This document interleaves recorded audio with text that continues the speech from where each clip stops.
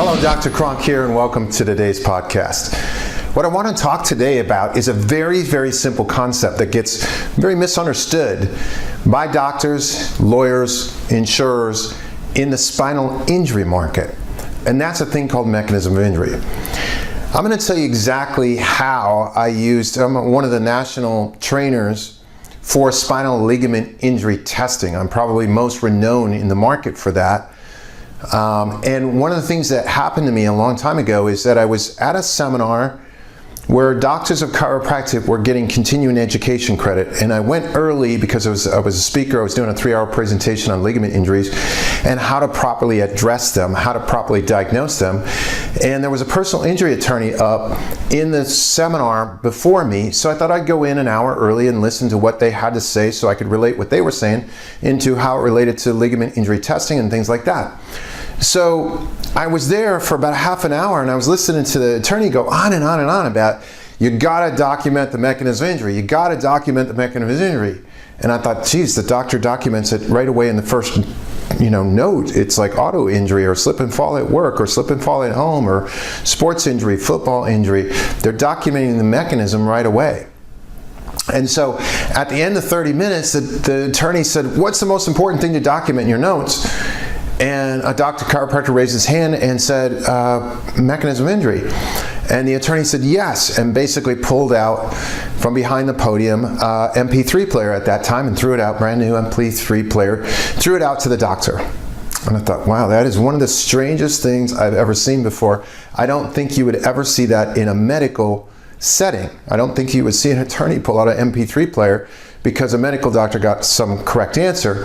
And I thought, wow, that's really bizarre. And so the attorney then led, which was a personal injury attorney, and said, what's the worst thing you can do with your documentation? No one had an answer for that question, so he held up a can of Campbell's soup, and I thought, okay, that's it.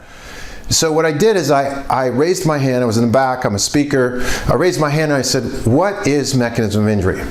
You just went on and on about how important this is to document. What is it? And he stumbled right at that point.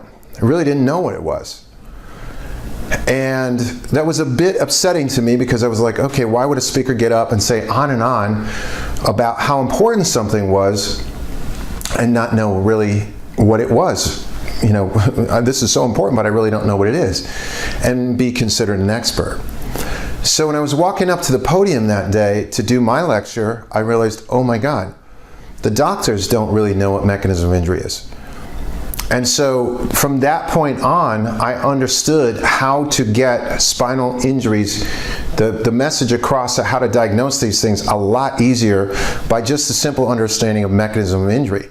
So in the spine world, and especially in the chiropractic spine market, for chiropractors have studied the mechanism, what I call mechanism science. They've studied collision science, crash physics. These are all great things to know, right? But a gunshot wound expert probably doesn't need to know much about guns, the bullets, the speed of bullets, how much powder are in bullets, the type of metal that's used in a bullet. If it's a hollow point, they don't need to know much about the mechanism. Now, mechanism is always a force delivery system. It always is a force delivery system. So the mechanism, force delivery system, causes an injury, which is the derangement pattern that's left behind from the mechanism. So if a dog bites you, there's a very specific derangement pattern. Now I can say derangement pattern, I can say wound, I can say lesion. I'm going to keep it very simple, and we're just going to say derangement pattern. So when you injure the human body, it is impossible to injure the human body without deranging it in some way. There's not one injury that anybody in the world can think of where there's not a derangement. Even a mental condition, if you said, well, they were mentally deranged, you're saying that there's a normal mental operation that got misaligned and it's now deranged. So even that would fall into it, but obviously I'm joking here because you wouldn't see a physical indication for that.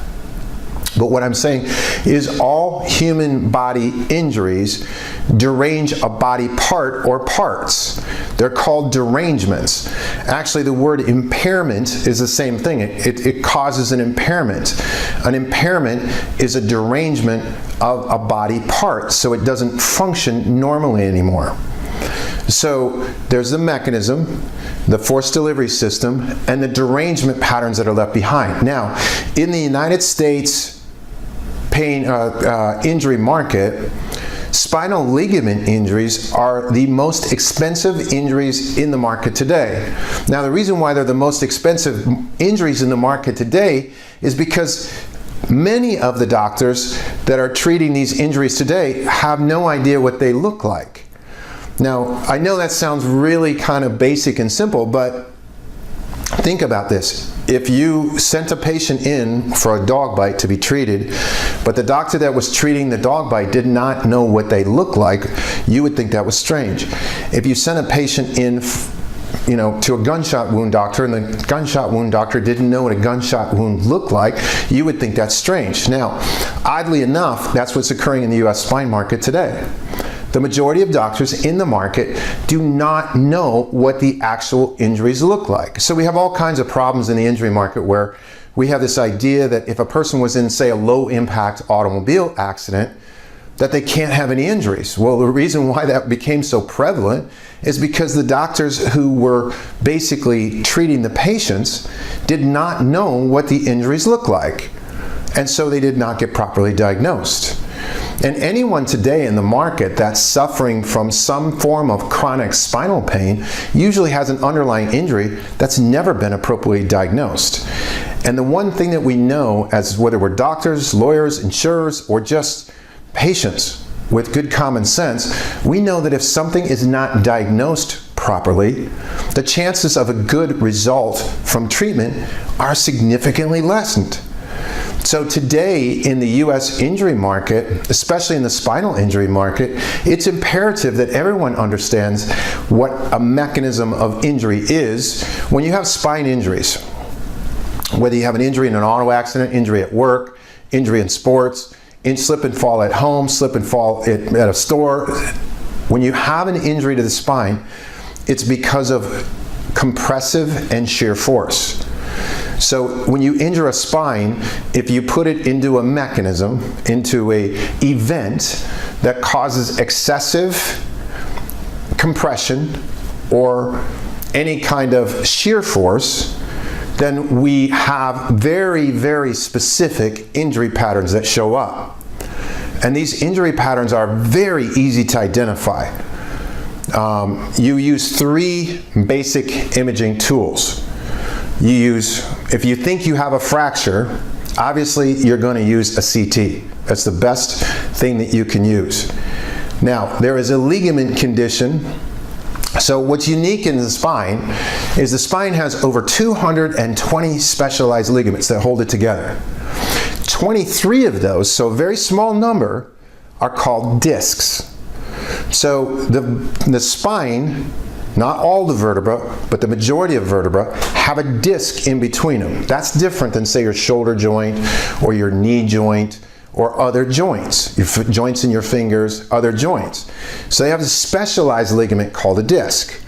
Now, that's gotten overplayed because we have a thing called an MRI. And when I say overplayed, all I mean by that is everybody's been so reliant on, did the disc herniate? As if a disc herniation is the only way that you can severely damage the ligaments to a spine. It's not. If you only want to look at 23 ligaments and leave the other 197 out, that's problematic to do that. You don't want to do that. So we know that the MRI is very good in a limited study on ligament damage to the spine. We know that stress x-rays are another way that you can determine the injury location and severity of a ligament injury. So you have 3 imaging types. And none of them are designed to pick up what the others are designed to pick up. So CT doesn't pick up excessive motion in the spine. The x-ray study does. MRI doesn't pick up excessive motion study in the spine. The x-ray does. X-ray does not pick up ligament disc damage. The MRI does. right? So you have these three main imaging types, and all doctors today in the market need to know exactly how to image the injuries.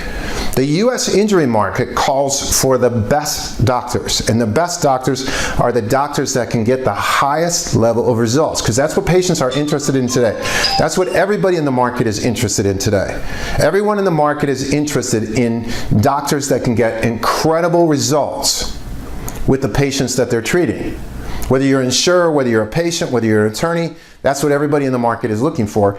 And there is not a doctor in the world today that can get great results with injuries that they don't even know, number one, what they look like or how to appropriately diagnose them. So mechanism injury is a key piece of understanding that everyone in the market should know. It's great to know mechanism science, but what we're interested in today is called injury science.